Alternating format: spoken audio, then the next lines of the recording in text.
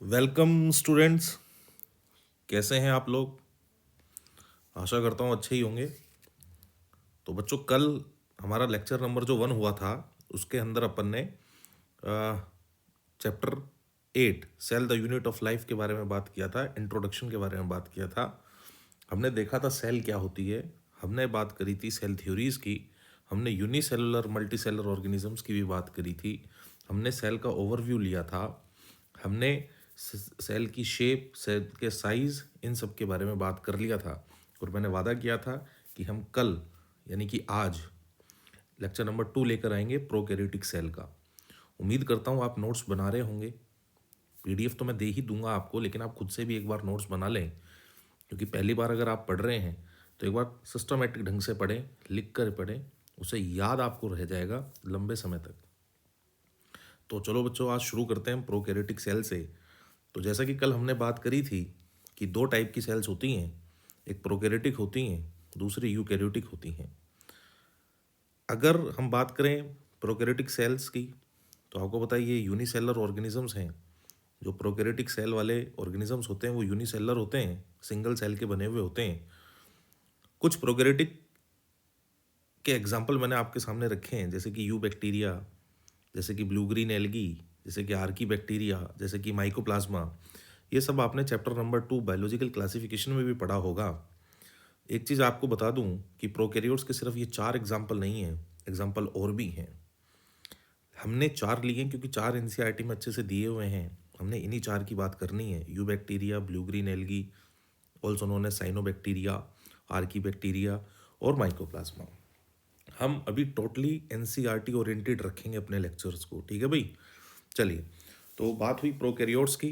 तो प्रोकैरियोट्स में अगर हम बात करें इनके शेप की, बैक्टीरिया के शेप की, साइज़ की, तो शेप 4 तरह की शेप हैं, जिसमें सबसे पहले स्फेरिकल शेप जिसे आप कहते हैं कोकस, दूसरी है रोड शेप जिसे हम कहते हैं बेसिलस, तीसरी स्पाइरल शेप जिसे आप बोलते हैं स्पाइरला या स्पाइरलम, और फोर्थ कोमा शेप जिसे आप विब्रियो या विब्रियम कहते हैं।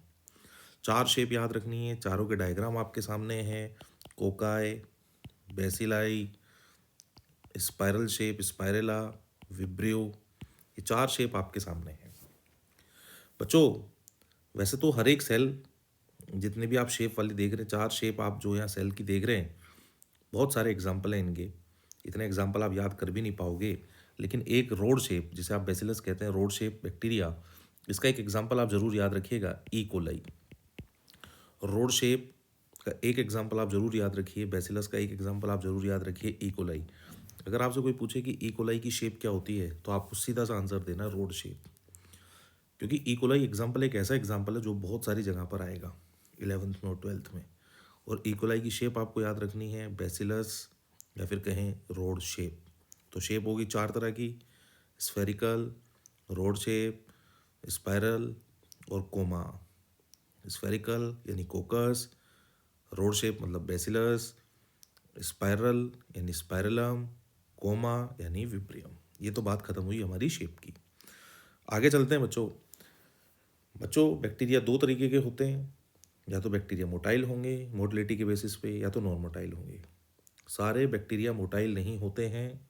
अगर मोटाइल हैं तो उनके पास मोटिलिटी के लिए एक स्ट्रक्चर मिलेगी जिसका नाम है फ्लैजिला। एक है तो फ्लैजिलम, बहुत सारे हैं तो फ्लैजिला। इसलिए एनसीईआरटी बात लिखती है कि बैक्टीरियल सेल्स में बी मोटाइल और नॉन मोटाइल। एनसीईआरटी जरूर पढ़ना, लिखा हुआ है वहाँ पे, बैक्टीरियल सेल्स मोटाइल भी हो सकती है, नॉन मोटाइल भी। अगर मोटाइल हैं तो भाई उनके पास थिन फिलामेंटस एक्सटेंशंस मिलेंगे उनकी सेल वॉल से, जिन्हें बोला जाएगा फ्लैजिला। क्या बोला जाएगा? फ्लैजिला। अगर मोटाइल हैं, इफ मोटाइल, यानी सारे बैक्टीरिया मोटाइल नहीं होते हैं, याद रखना भाई। अगर मोटाइल हैं तो उनके पास थिन फिलामेंटस एक्सटेंशन मिलेंगे उनकी सेल वॉल से, जिन्हें क्या कहा जाएगा? फ्लैजिला। डन है भाई? बच्चों, बैक्टीरिया के अंदर फ्लैजिला का नंबर वेरी करता है, उनका अरेंजमेंट वेरी करता है, उनका नंबर वेरी करता है। ये लाइन एनसीईआरटी ने लिखी है, इसके आगे एनसीईआरटी ने कुछ नहीं लिखा। एनसीईआरटी लिखती है bacteria show A range in the number and arrangement. Number and arrangement दोनों को गोला कर लीजिए, नंबर और अरेंजमेंट आपको अलग अलग दिखाई देगा अलग अलग बैक्टीरिया के अंदर। मैंने टोटल 6 अरेंजमेंट आपको दिखाए हैं। मैं थोड़ा जूम कर देता हूँ, आप चेक करिएगा। सबसे पहला है एट्राइकस, कोई फ्लैजिला है ही नहीं। मोनोट्राइकस में देखिए एक फ्लैजिला आपको दिखाई दे रहा होगा, मोनो मतलब सिंगल यानी एक फ्लैजिला। एम्फीट्राइकस में देखिए दोनों एंड पर एक एक फ्लैजिला दिखाई दे रहा होगा। अगर दोनों एंड पर एक एक फ्लैजिला है तो इसे बोलते हैं एम्फीट्राइकस। फिर अगला आता है सिफेलोट्राइकस, दोनों एंड पर हैं लेकिन एक से ज़्यादा हैं, दोनों एंड पर हैं लेकिन एक से ज़्यादा हैं, तो इसे क्या बोला जाएगा? सिफेलोट्राइकस। फिर पेरिट्राइकस है, पूरी बॉडी पर ही फैले हुए हैं। जब पूरी बॉडी पे ही फ्लैजिला हों तो उसे बोला जाता है पेरिट्राइकस। लोफोट्राइकस एक एंड पर हैं एक से ज़्यादा है, एक एंड पे हैं और एक से ज़्यादा हैं। अगर एक एंड पे हैं और एक से ज़्यादा हैं तो इसे क्या बोला जाएगा? लोफोट्राइकस। बताओ, आपको सारे याद नहीं रखने, सीधी सी बात है, आप याद रख लेना पेरिट्राइकस। पेरिट्राइकस से आपका काम चल जाएगा, क्योंकि फिर कह रहा हूँ जहाँ जहाँ इकोलाई है वहाँ वहाँ इंपॉर्टेंट है बात। इकोलाई की पूरी बॉडी पर फ्लैजिला होते हैं, इसलिए इकोलाई के अंदर अरेंजमेंट कौन सा मिलेगा? आपका आंसर जाएगा पेरिट्राइकस। क्या सभी बैक्टीरिया के अंदर फ्लैजिला का नंबर सेम होता है? नहीं। क्या सभी बैक्टीरिया के अंदर अरेंजमेंट सेम होता है? नहीं। क्या आपको अलग अलग नंबर और अलग अलग अरेंजमेंट दिखाई देगा बैक्टीरिया में? हाँ। किसका? फ्लैजिला का। डन है भाई। फिर आगे एनसीईआरटी बात करती है स्ट्रक्चर की। स्ट्रक्चर किसका? स्ट्रक्चर भाई फ्लैजिलम का। मैंने पहले कहा अगर एक है तो फ्लैजिलम बोलिए, एक है तो क्या बोलिए? फ्लैजिलम। एक से ज़्यादा है तो बोलिए फ्लैजिला। बैक्टीरिया का फ्लैजिला या कहें बैक्टीरिया का फ्लैजिलम 3 पार्ट से मिलकर बनता है, जिसमें एक पार्ट होता है बेसल बॉडी, दूसरा पार्ट होता है हुक, तीसरा पार्ट होता है फिलामेंट। बताइए बैक्टीरिया का फ्लैजिलम कितने पार्ट से मिलकर बनता है? 3 पार्ट। डायग्राम आपके सामने है, स्क्रीन पर आप देख भी रहे होंगे। पहला बेसल बॉडी, दूसरा हुक, तीसरा फिलामेंट। मेरे साथ बोले, कमेंट बॉक्स में भी लिखें, basal body, hook, filament. Basal body, ये रोड लाइक स्ट्रक्चर अगर आपको दिखाई दे रही है, ये रोड लाइक स्ट्रक्चर अगर आपको दिखाई दे रही है, जिसे मैं मार्क कर रहा हूँ, इसे बोलते हैं बेसल बॉडी। ये रोड शेप होती है। दूसरा आपको ये हुक दिखाई दे रहा होगा। तीसरा जो सबसे बड़ा पार्ट होता है फ्लैजिलम में वो होता है फिलामेंट। फ्लैजिलम का सबसे बड़ा पार्ट बताइए? फिलामेंट। सेल वॉल में धंसा हुआ जो पार्ट होता है, सेल मेम्ब्रेन में जो धंसा हुआ पार्ट होता है, उसे बोलते हैं बेसल बॉडी। हुक किसको किससे कनेक्ट करता है? हुक बेसल बॉडी को फिलामेंट से कनेक्ट करता है, या फिर कहें फिलामेंट और बेसल बॉडी के बीच में जंक्शन का काम करता है कौन? हुक। बोलो, क्लियर है भाई? बोलते जाएं। चलो, तो मुझे बताइए बैक्टीरियल फ्लैजिलम कितने पार्ट से मिलकर बनता है? 3। Basal body, hook, filament. Longest NCERT की लाइनें हैं भाई, लॉन्गेस्ट पोर्शन बताइए? फिलामेंट। लॉन्गेस्ट पोर्शन बताइए फ्लैजिलम का? फिलामेंट। क्लास में ही याद हो जाना चाहिए, सही? ठीक है, क्लास में ही सब कुछ याद करना है। लॉन्गेस्ट पोर्शन कौन होता है? फिलामेंट। सेल वॉल और सेल मेम्ब्रेन में जो धंसा होता है बेसल बॉडी, फिलामेंट को बेसल बॉडी से जोड़ता है हुक। डन। चलो बच्चों, एनसीईआरटी लिखती है फ्लैजिला के अलावा भी बैक्टीरिया के पास कुछ दूसरी सरफेस स्ट्रक्चर्स मिलती हैं, जैसे कि पिली और फिम्बरी। पिली और फिम्बरी, फ्लैजिला तो है ही है, उसके अलावा दो सरफेस स्ट्रक्चर्स और मिलती हैं, जैसे पिली, जैसे फिम्बरी। पिली और फिम्बरी भी सरफेस स्ट्रक्चर हैं। वेरी वेरी वेरी इंपॉर्टेंट, इनका मोटिलिटी में कोई रोल नहीं होता। Do not play a role in motility. इनका मोटिलिटी में कोई रोल नहीं है। बताइए बैक्टीरिया के पास फ्लैजिला के अलावा भी क्या कोई सरफेस स्ट्रक्चर्स हैं? यस, 2, पिली एंड फिम्बरी। एनसीईआरटी खोल के देखिएगा, मिलेगा आपको प्रोकैरियोट्स में। एक तो है पिली और दूसरा है फिम्बरी। बच्चों डायग्राम तो नहीं दिया एनसीईआरटी ने, अपन ने एक डायग्राम लिया है, दिख रहा होगा बच्चों। फ्लैजिलम मैंने मार्क किया है, दिखाई दे रहा है? ये पिली दिखाई दे रही हैं और ये पिंक कलर में आपको फिम्बरी भी दिखाई दे रही होंगी। पिली इलोंगेटेड हैं, होलो होती हैं, सॉलिड नहीं है पिली, होलो है। और एनसीईआरटी लिखती है वो एक स्पेशल प्रोटीन की बनी हुई होती हैं, उसका नाम है पिलिन प्रोटीन। क्या नाम है? पिलिन प्रोटीन। नाम ये याद रखना भी आसान है। पिली किसकी बनी होती हैं? प्रोटीन की बनी होती हैं। कौन से प्रोटीन की बनी होती हैं? पिलिन प्रोटीन की बनी होती हैं। फिर एक स्ट्रक्चर और लिखी है एनसीईआरटी ने, फिम्ब्री, स्मॉल ब्रिसल लाइक। ये शब्द मिलेगा आपको एनसीईआरटी में। ब्रिसल का मतलब होता है छोटे छोटे हेयर लाइक स्ट्रक्चर्स, हेयर जैसे, बाल जैसे छोटे छोटे, पूरी सरफेस पर, पूरी बॉडी पर फैली हुई रहती हैं कुछ स्ट्रक्चर्स, जिन्हें बोला जाता है फिम्ब्री। क्या बोला जाता है? फिम्ब्री। फिम्ब्री का साइज पिली से छोटा होता है, याद रखना। सबसे बड़ा होता है फ्लैजिलम, सबसे छोटा होता है फिम्ब्री। सबसे बड़ा कौन होता है? फ्लैजिलम। सबसे छोटा कौन होता है? फिम्ब्री। याद रखना, सबसे बड़ा फ्लैजिलम, सबसे छोटा फिम्ब्री। कुछ बैक्टीरिया के अंदर, सम बैक्टीरिया, सम, ऑल नहीं, सम बैक्टीरिया के अंदर इनका काम चट्टानों से और स्ट्रीम्स पे या होस्ट टिश्यू से चिपकने में होता है। किसका? फिम्ब्री का। यानी फिम्ब्री का काम मोटिलिटी में तो है ही नहीं। फिम्ब्री का काम क्या है कि इनको रॉक्स वगैरह पर, टिश्यू वगैरह पर चिपकने में मदद करती हैं। स्ट्रीम्स वगैरह में जो बैक्टीरिया हैं जिनके पास फिम्ब्री हैं, वो चट्टानों पर चिपक जाते हैं, पत्थरों पे चिपक जाते हैं। अगर किसी होस्ट पे रहते हैं, उसके अंदर रहते हैं, उसकी बॉडी के ऊपर रहते हैं, तो टिश्यू से चिपकने में मदद करती है। यानी अटैचमेंट में फिम्ब्री मदद करती हैं। फिम्ब्री, पिली नहीं। एनसीईआरटी पढ़ते समय डाउट आ सकता है आपको। पिली और फिम्ब्री में से कौन है जो ब्रिसल लाइक है? फिम्ब्री। कौन है जो बैक्टीरिया को रॉक्स पर और होस्ट के टिश्यू पर जुड़ने में मदद करती हैं? आंसर जाएगा फिम्ब्री। बैक्टीरिया में सबसे बड़ा होता है फ्लैजिलम, सबसे छोटा होता है फिम्ब्री। डन। चले, अब आगे बात करते हैं सेल एनवलप की एंड इट्स मॉडिफिकेशन। ये भी आपको एनसीईआरटी में लिखा हुआ मिलेगा।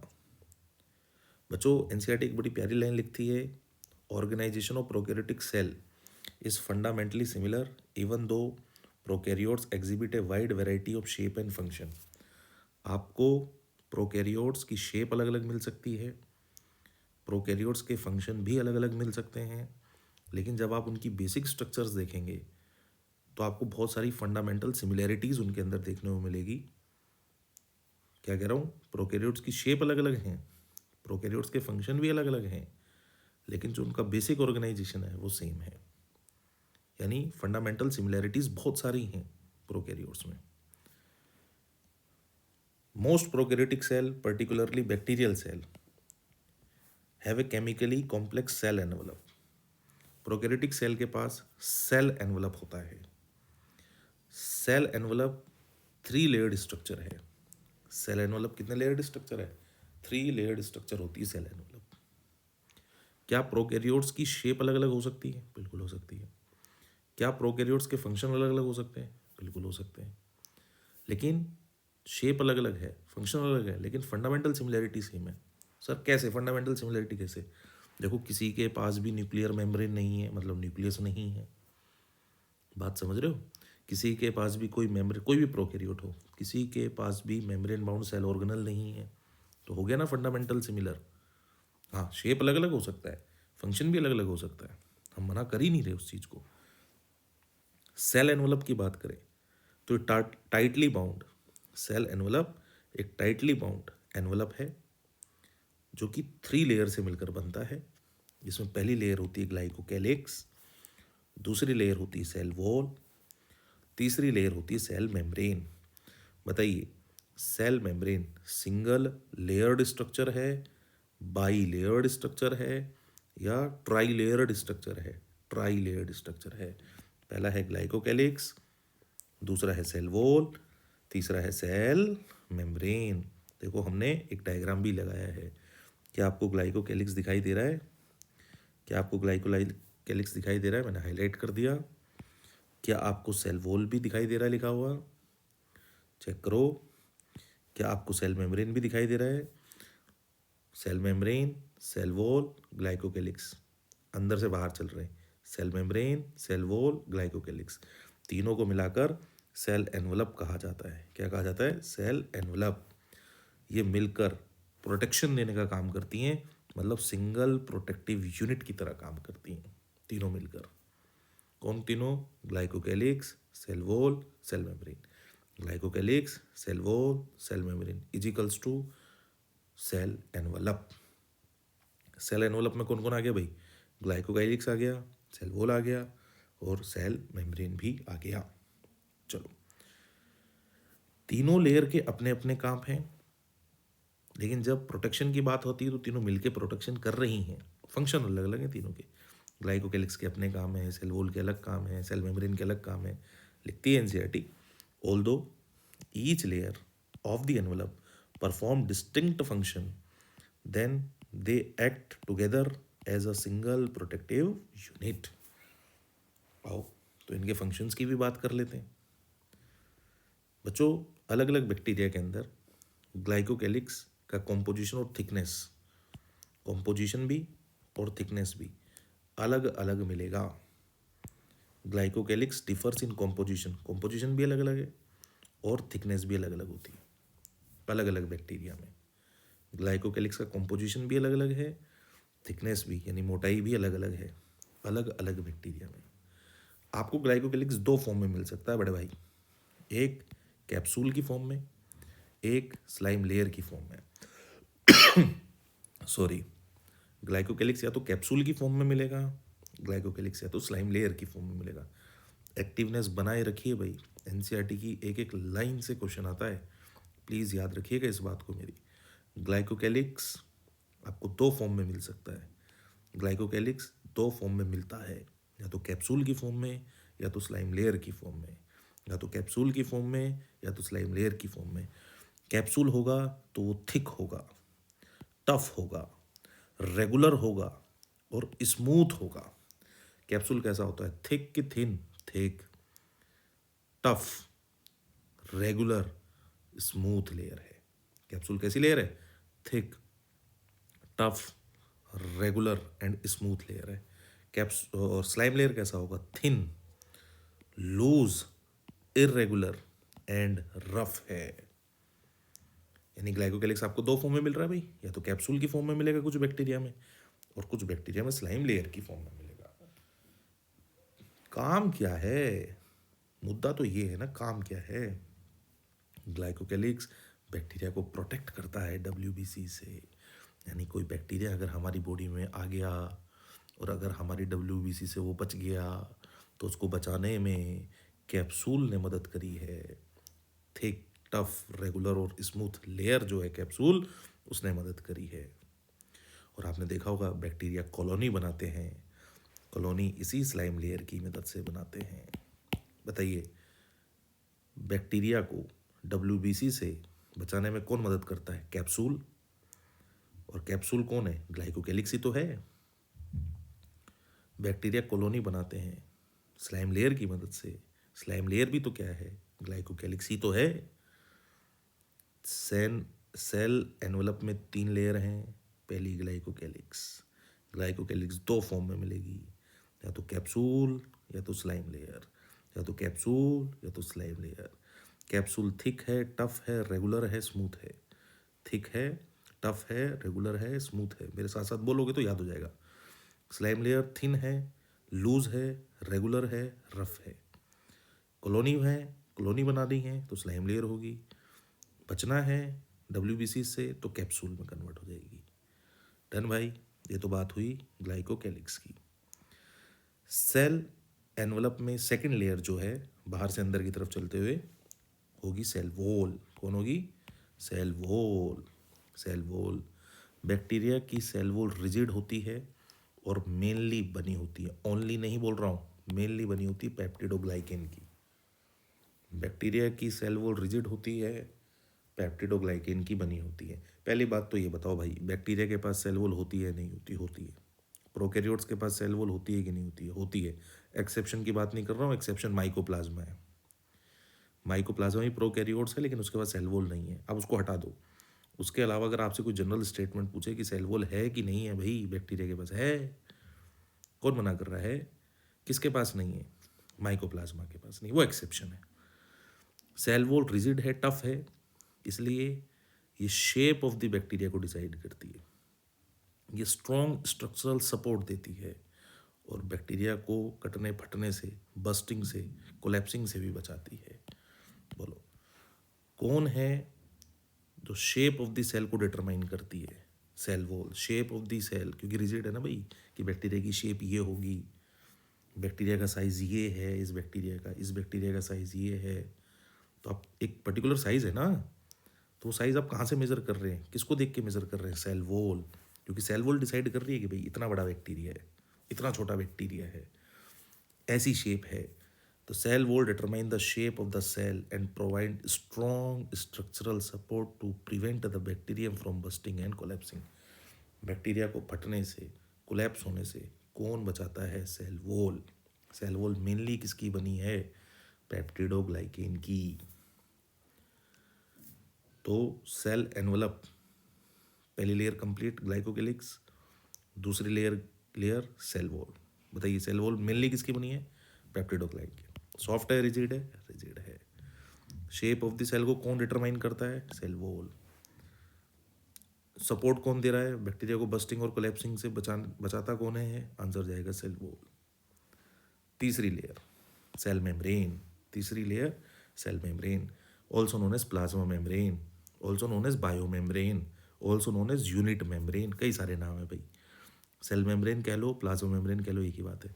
Very important question, selectively permeable होती है, इम्परमेबल नहीं। सिलेक्टिवली परमेबल का, इम्परमेबल का मतलब होता है कि अपने अक्रॉस किसी को भी आने और जाने नहीं देगी, वो होती है इम्परमेबल। एक होती है सेलेक्टिवली परमेबल, कि सेलेक्टिव चीज़ों को ही आने और जाने देगी अपने अक्रॉस। तो बताइए सेल मेम्ब्रेन फ्रीली परमेबल या सेलेक्टिवली परमेबल?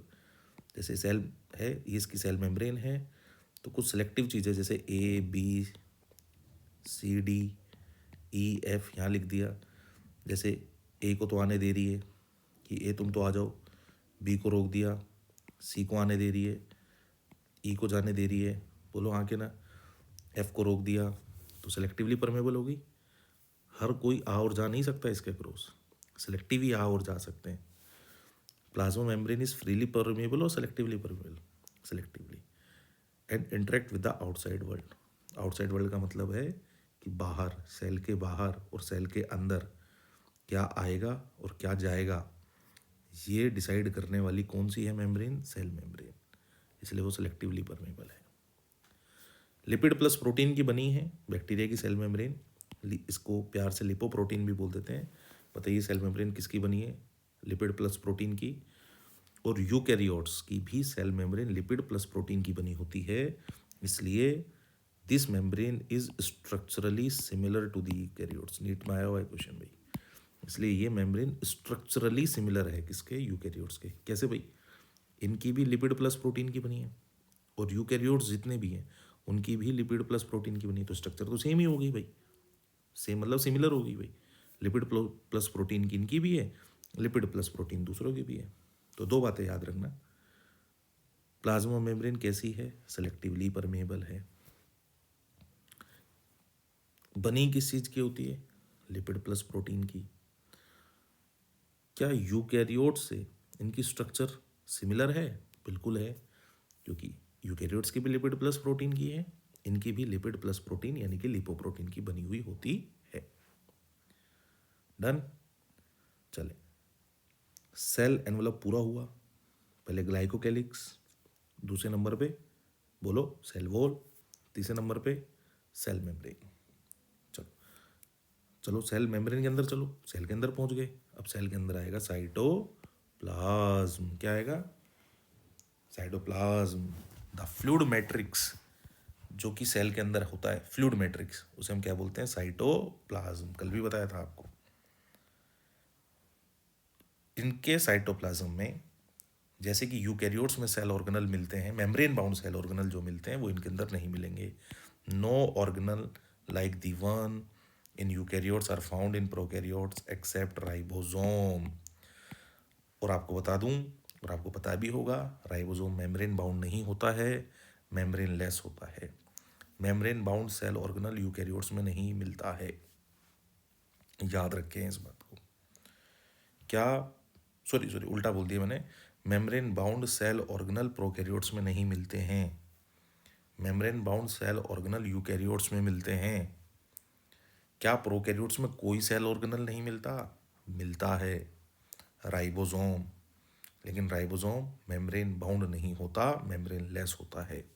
और ये प्रोकैरियोट और यूकैरियोट दोनों में मिलता है। हो जाएगा। अब साइटोप्लाज्म में इनके और भी बहुत सारी चीज़ें देखने को मिलेंगी, इंपॉर्टेंट हैं, क्वेश्चंस आते हैं। इसमें सबसे पहला आता है, साइटोप्लाज्मिक स्ट्रक्चर में सबसे पहले आता है मीजोजोम्स। क्या आते हैं? मीजोजोम्स। मीजोजोम्स एक्चुअल में कुछ नहीं है, इनकी सेल मेम्ब्रेन की ही एक्सटेंशन है, या फिर कहें इनफोल्डिंग्स हैं, या फिर कहें इनवेजिनेशन है साइटोप्लाज्म में। जूम करके दिखाता हूँ मैं थोड़ा सा। आप देखो, ये ब्लैक कलर की सेल मेम्ब्रेन है, और ये सेल मेम्ब्रेन साइटोप्लाज्म में थोड़ी सी मुड़ सी गई है, इनवेजिनेट सी हो गई है। आप देखो, इनवेजिनेट सी हो गई है सेल मेम्ब्रेन साइटोप्लाज्म में, यही मीजोसोम है।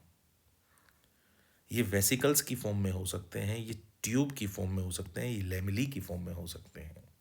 मतलब शेप है भाई, ट्यूब जैसे भी हो सकते हैं, ऐसे ऐसे छोटे छोटे वेसिकल्स भी हो सकते हैं, ट्यूबुलर फॉर्म में ऐसे भी हो सकते हैं, लेमिली फॉर्म में ऐसे भी हो सकते हैं। ये वेसिकल्स हैं, ये ट्यूब्यूल्स हैं, ये लेमिली हैं, ये किसी भी फॉर्म में मिल सकते हैं। किसके एक्सटेंशंस होते हैं मीजोसोम? प्लाज्मा मेम्ब्रेन के। किसमें? साइटोप्लाज्म में। इनका फंक्शन बिल्कुल वैसा ही फंक्शन है जैसा माइटोकॉन्ड्रिया का होता है। भाई माइटोकॉन्ड्रिया का काम क्या होता है? आप सभी जानते हैं, पावर हाउस ऑफ सेल होता है, एटीपी एनर्जी बना कर देता है। अब इनके पास माइटोकॉन्ड्रिया तो है नहीं, लेकिन एनर्जी तो चाहिए। तो एनर्जी बनाने के लिए जितने भी एंजाइम्स हैं, जिन्हें हम बोलते हैं ऑक्सीडेटिव एंजाइम्स, वो सारे के सारे मीजोसोम में ही होते हैं। सारे के सारे यही हैं प्रोकैरियोट्स में। इसलिए इसको एनालोगस टू माइटोकॉन्ड्रिया कहा जाता है। बहुत फेमस क्वेश्चन है कि प्रोकैरियोट्स में ऐसी वह कौन सी स्ट्रक्चर है जो माइटोकॉन्ड्रिया के एनालोगस है? आंसर जाएगा प्लाज्मा मेम्ब्रेन के इन्वेजिनेशंस, जिन्हें हम मीजोसोम्स कहते हैं, वो। यानी मीजोसोम्स एनालोगस हैं माइटोकॉन्ड्रिया के। बताइए, मीजोसोम्स क्या है? कुछ नहीं, एक्सटेंशंस हैं। किसके? प्लाज्मा मेम्ब्रेन के। कहाँ पर? साइटोप्लाज्म में। किसकी फॉर्म में मिल सकते हैं? वेसिकल्स, ट्यूब्यूल्स और लेमिली की फॉर्म में मिल सकते हैं। क्या काम करते हैं? काम तो बहुत सारे हैं। एक काम जो माइटोकॉन्ड्रिया से भी मिलता है, एनर्जी प्रोडक्शन। ऑक्सीडेटिव एंजाइम्स यही हैं। एनसीईआरटी लिखती है इनके फंक्शंस, देखना, पढ़ना एनसीईआरटी घर जाके। किस चीज़ में मदद करती है? 1 2 3 4 डालता हूँ। सेल वॉल फॉर्मेशन कैसे करती, कैसे नहीं करती, आपको वो नहीं पढ़ना है, वो सब हायर क्लासेस में पढ़ोगे। याद रखने की कौन कौन से फंक्शन है मीजोसोम्स के। पहला सेल वॉल फॉर्मेशन, नंबर डाल दीजिएगा। डीएनए का रेप्लिकेशन, डीएनए का रेप्लिकेशन का मतलब होता है डीएनए की कॉपी बनाना और उसको डॉटर सेल्स में डिस्ट्रीब्यूट करना, ये नंबर 2 फंक्शन। तीसरा रेस्पायरेशन, चौथा सिक्रीशन, पांचवा increase the surface area of the plasma membrane and enzymatic content. ये 5 फंक्शन आपको याद रखने हैं। Cell wall formation, DNA replication, respiration, secretion और सरफेस एरिया को बढ़ा दिया प्लाज्मा मेम्ब्रेन के लिए, एंजाइमेटिक कंटेंट के लिए। सरफेस एरिया बढ़ा दिया, सिक्रेशन का काम कर रहे हैं, रेस्पायरेशन, डीएनए का रेप्लिकेशन और डिस्ट्रीब्यूशन, और सेल वॉल फॉर्मेशन। ये काम सब किसके हैं? मीजोसोम्स के। नंबर 2, साइटोप्लाज्म में आपको दूसरी और चीज़ें मिलेंगी, ये भी एनसीईआरटी में नीट में हाल फिलहाल में भी क्वेश्चन था। इंक्लूजन बॉडीज या स्टोरेज ग्रेन्यूल्स। देखो, इंक्लूजन बॉडीज और स्टोरेज ग्रेन्यूल्स कुछ नहीं है। अब नाम से सोचो, स्टोरेज मतलब ऐसी चीज़ें सेल में स्टोर करके रखी है साइटोप्लाज्म में बैक्टीरिया ने, कि ज़रूरत पड़ने पर इनसे निकाल लिया जाएगा। अगर नाइट्रोजन की ज़रूरत है तो नाइट्रोजन निकाल लिया जाएगा, ग्लाइकोजन की ज़रूरत है तो ग्लाइकोजन निकाल लिया जाएगा, फॉस्फेट की ज़रूरत है तो फॉस्फेट निकाल लिया जाएगा, और अगर कोई वेस्ट है उसको भी स्टोर करके रख लिया जाएगा। तो ये जो स्टोरेज बॉडीज़ हैं, इन्हीं को इंक्लूजन बॉडीज़ कहा जाता है। तो क्या होती हैं इंक्लूजन बॉडीज़? इंक्लूजन ग्रेन्यूल्स और inclusion bodies are non living storage और waste materials. Non living storage और वेस्ट मटेरियल हैं जो प्रोकैरियोटिक सेल के साइटोप्लाज्म में पड़े हुए हैं, और ये मेम्ब्रेन लेस होते हैं, याद रखना। इनके पास किसी तरह की कोई मेम्ब्रेन नहीं होती। तो अगर आपसे कोई पूछे कि रिजर्व मटेरियल प्रोकैरियोटिक सेल के अंदर स्टोर होते हैं किस फॉर्म में, आंसर सीधा सा इंक्लूजन बॉडीज या फिर स्टोरेज ग्रेन्यूल्स। क्या इनके पास किसी तरह की कोई बाउंड्री होती है, कोई मेम्ब्रेन होती है? नो भाई, इंक्लूजन बॉडीज कुछ नहीं है, ये स्टोरेज ग्रेन्यूल्स ही हैं साइटोप्लाज्म में प्रोकैरियोटिक सेल के। स्टोर कर रखा है चीज़ों को, किसी ने फॉस्फेट को स्टोर कर रखा है, किसी ने ग्लाइकोजन को स्टोर कर रखा है, किसी ने नाइट्रोजन को, जब ज़रूरत होगी निकाल लेंगे, और किसी ने वेस्ट को स्टोर कर दिया वहीं पे। तो इन्हीं को बोलते हैं स्टोरेज ग्रेन्यूल्स या इंक्लूजन बॉडीज़। ये सिर्फ प्रोकैरियोट्स में मिलती हैं, नॉन लिविंग है, किसी तरह की बाउंड्री से सराउंडेड नहीं है, यानी नॉन मेम्ब्रेन बाउंड है और फ्री पड़ी रहती हैं साइटोप्लाज्म में। बताइए प्रोकैरियोट्स में जो रिजर्व मटेरियल है वो किस फॉर्म में मिलती हैं? इंक्लूजन बॉडीज़ की फॉर्म में मिलते हैं। कुछ एग्जांपल लिखे होंगे एनसीईआरटी ने, आप चेक करना। फॉस्फेट ग्रेन्यूल्स, पहला इंपॉर्टेंट, इसे वोल्यूटिन, वोल्यूटिन बोलो मेरे साथ, वोल्यूटिन ग्रेन्यूल्स भी बोलते हैं। इन्हें मेटाक्रोमेटिक ग्रेन्यूल्स भी बोलते हैं। ये स्टोरेज रिजर्वोयर हैं किसके? फॉस्फेट के।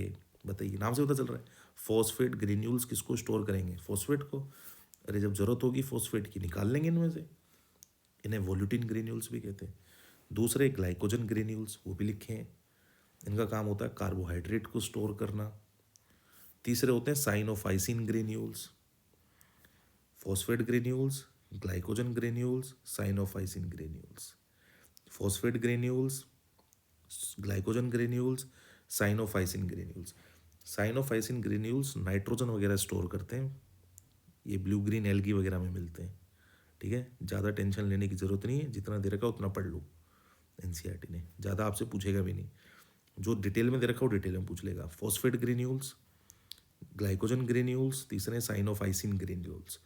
फॉस्फेट ग्रेन्यूल्स को वोल्यूटिन ग्रेन्यूल्स भी बोलते हैं, इन्हें मेटाक्रोमेटिक ग्रेन्यूल्स भी बोलते हैं। ये स्टोरेज रिजर्वोयर हैं फॉस्फेट के। ग्लाइकोजन आपको होता है कार्बोहाइड्रेट होता है, तो कार्बोहाइड्रेट को जिन ग्रेन्यूल्स ने स्टोर कर रखा है वो ग्लाइकोजन ग्रेन्यूल्स है, समझ में आया? तीसरे साइनोफाइसिन ग्रेन्यूल्स। एनसीईआरटी जब आप पढ़ोगे तो वहाँ एक लाइन और मिलेगी, गैस वैक्यूल्स भी मिलते हैं। अब एनसीईआरटी पढ़ते समय थोड़ा सा दिक्कत भी हो जाती है, वहाँ पे समझ नहीं आती एक लाइन को तरीके से, अगर आप नहीं समझने की कोशिश करेंगे तो। गैस वैक्यूल्स कहाँ कहाँ मिलते हैं उस लाइन को पढ़ना है एनसीईआरटी में। गैस वैक्यूल्स एक तो मिलते हैं ब्लू ग्रीन एल्गी, इंपॉर्टेंट, वहाँ ब्लू ग्रीन एल्गी नहीं लिखा, वहाँ सिर्फ ब्लू ग्रीन लिखा है, तो वहाँ एल्गी कर लेना। गैस वैक्यूल्स एक तो ब्लू ग्रीन एल्गी में मिलते हैं, और purple and green photosynthetic, non photosynthetic नहीं, purple and green photosynthetic bacteria में मिलते हैं।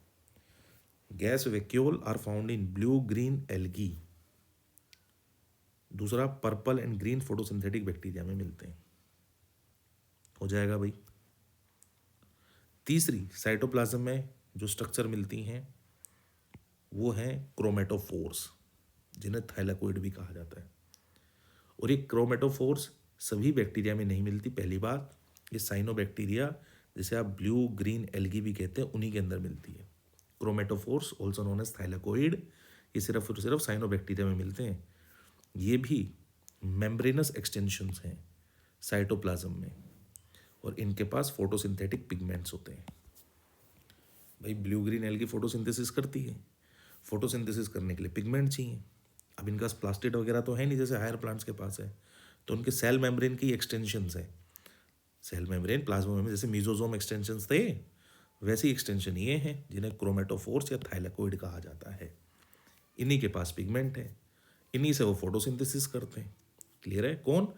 सभी नहीं, साइनोबैक्टीरिया, ब्लू ग्रीन एल्गी। तो देखो हमने साइटोप्लाज्म में क्या क्या देखा बच्चों, एक तो मीजोजोम देखा, दूसरा अपन ने क्या देखा, इंक्लूजन बॉडीज, स्टोरेज ग्रेन्यूल्स देखा।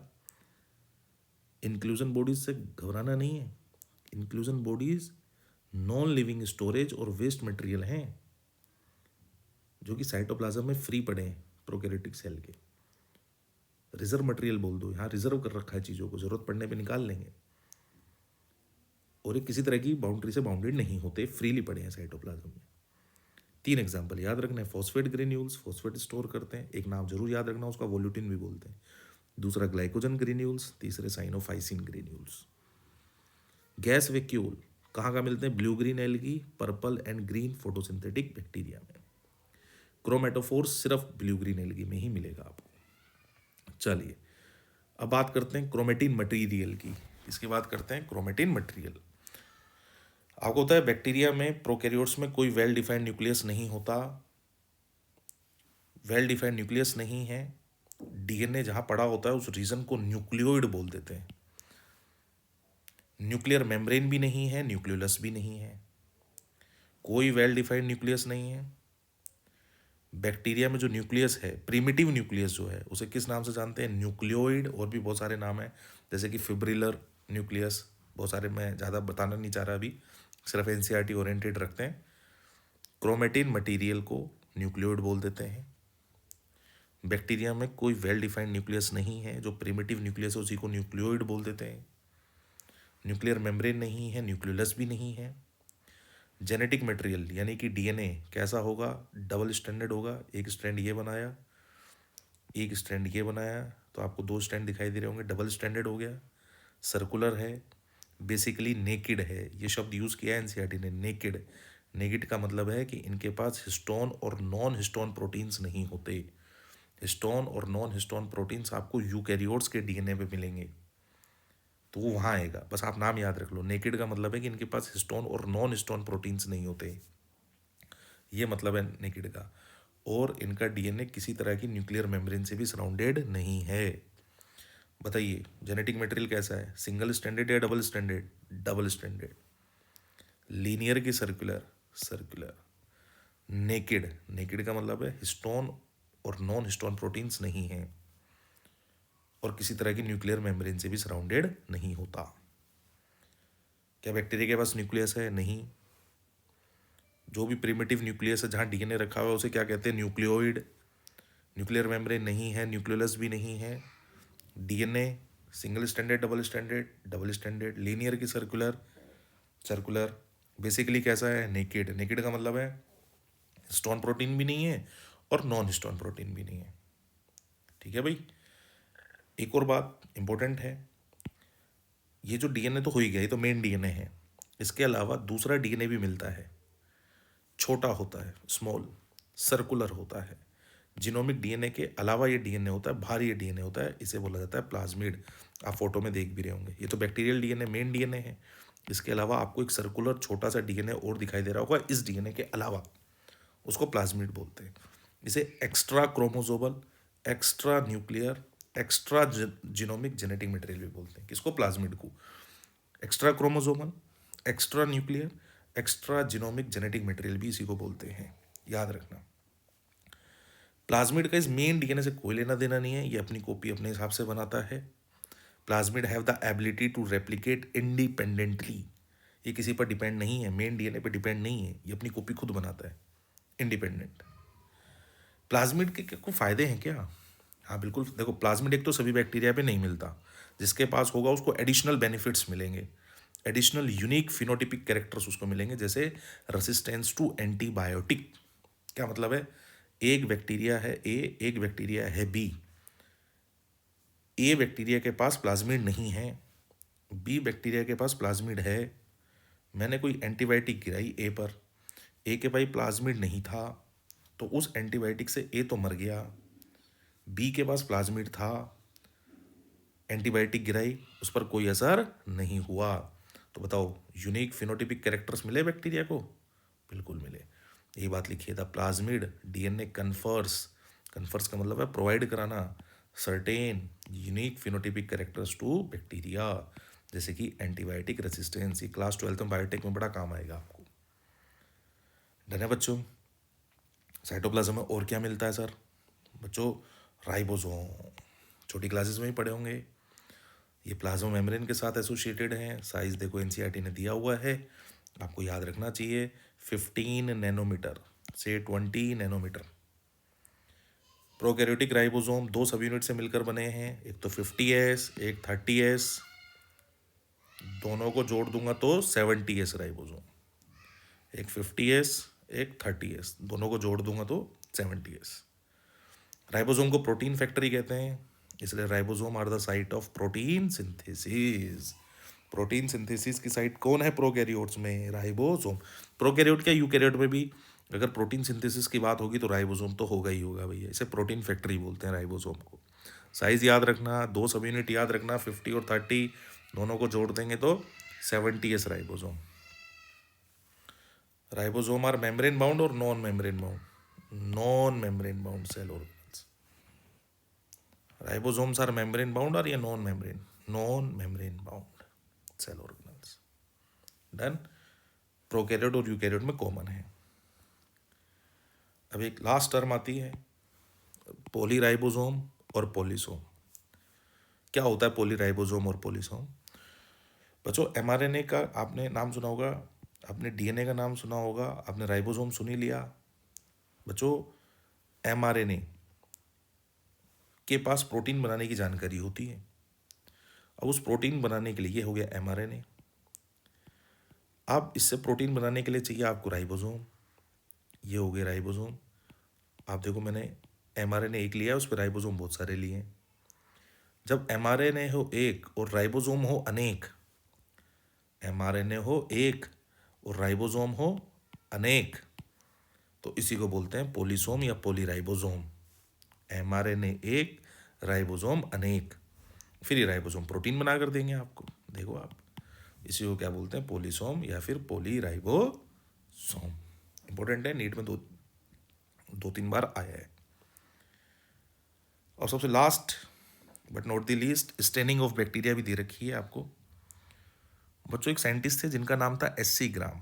उन्होंने बैक्टीरिया को 2 ग्रुप में डिवाइड किया, एक तो ग्राम पॉजिटिव और एक ग्राम नेगेटिव। लिखा होगा एनसीईआरटी अगर आप पढ़ते हैं। तो ये स्टेनिंग इन्होंने कैसे करी, उसी के बारे में हमें थोड़ा सा जानना है। बच्चों उन्होंने बैक्टीरिया को सबसे पहले स्टेन किया क्रिस्टल वॉयलेट से। क्रिस्टल वॉयलेट से स्टेन करने के बाद फिर उन्होंने उसके ऊपर गिराया केआई सॉल्यूशन। अब आपके मन में डाउट आ रहा होगा कि केआई सॉल्यूशन क्यों गिराया, कि जिससे क्रिस्टल वॉयलेट उसकी सेल में जुड़ जाए सही तरीके से। क्रिस्टल वॉयलेट को फिक्स करने के लिए केआई सॉल्यूशन मिलाया जाता है। फिर उन्होंने उसको वॉश कर दिया एसीटोन और इथाइल अल्कोहल से। एसीटोन और इथाइल अल्कोहल से वॉश करने के बाद क्या हुआ कि कुछ बैक्टीरिया तो अभी भी कलरफुल ही थे, और जिनका कलर नहीं गया उन्हें ग्राम पॉजिटिव बोला। लेकिन एसीटोन, और याद रखना किससे वॉश किया था, एसीटोन और इथाइल अल्कोहल से। तो कुछ बैक्टीरिया डीकलराइज हो गए, उनका कलर चला गया, और जिनका कलर चला गया वो ग्राम नेगेटिव हो कहलाए। जिनके पास कलर रहा पॉजिटिव, जिनका कलर चला गया वो ग्राम नेगेटिव। फिर उसको काउंटर स्टेन किया जिनका कलर चला गया सैफ्रनिन से। किससे करा? सैफ्रनिन। फिर उनका कलर कैसा हो गया? रेड और पिंक। तो इस तरीके से 2 तरीके के उन्होंने बैक्टीरिया देखे, एक को बोला गया ग्राम पॉजिटिव, एक को बोला गया ग्राम नेगेटिव। ग्राम पॉजिटिव और ग्राम नेगेटिव। स्टेनिंग किससे करी? क्रिस्टल वॉयलेट से। फिर क्या गिराया उसके ऊपर? केआई सॉल्यूशन। क्यों गिराया? क्योंकि ये जो स्टेन है क्रिस्टल वॉयलेट वो फिक्स हो जाए। फिर इसको ट्रीट किया किससे? एसीटोन और इथाइल अल्कोहल से। कुछ बैक्टीरिया पे तो कलर रहा वो ग्राम पॉजिटिव, जिनका नहीं रहा वो ग्राम नेगेटिव। और ग्राम नेगेटिव वालों को फिर फर्दर स्टेन किया सैफ्रनिन से, तो कलर आया रेड और पिंक। ठीक है बच्चों, तो that's all about prokaryotic cell. तो एनसीईआरटी के अकॉर्डिंग हमारा प्रोकैरियोटिक सेल पूरा हो गया। एक बार आप पढ़ लीजिएगा एनसीईआरटी, वीडियो देख लीजिएगा, नोट्स बना लीजिएगा, और कुछ दिन में हम ये नॉइज़ कैंसिलेशन के लिए माइक ले लेंगे एक, जिससे हमारा तो और अच्छे लेक्चर्स हो जाएंगे और बेहतर हो जाएंगे। अभी हमारा सेकंड लेक्चर ही है, तो सपोर्ट करिएगा और लाइक करिएगा, शेयर करिएगा, सब्सक्राइब करिएगा, और फिर हम नेक्स्ट लेक्चर आपके लिए लेकर आएंगे। धीरे धीरे और बेहतर हम करते जाएंगे, और एनसीईआरटी को भी हम फॉलो करेंगे। ठीक है भाई, चलिए, थैंक यू वेरी मच।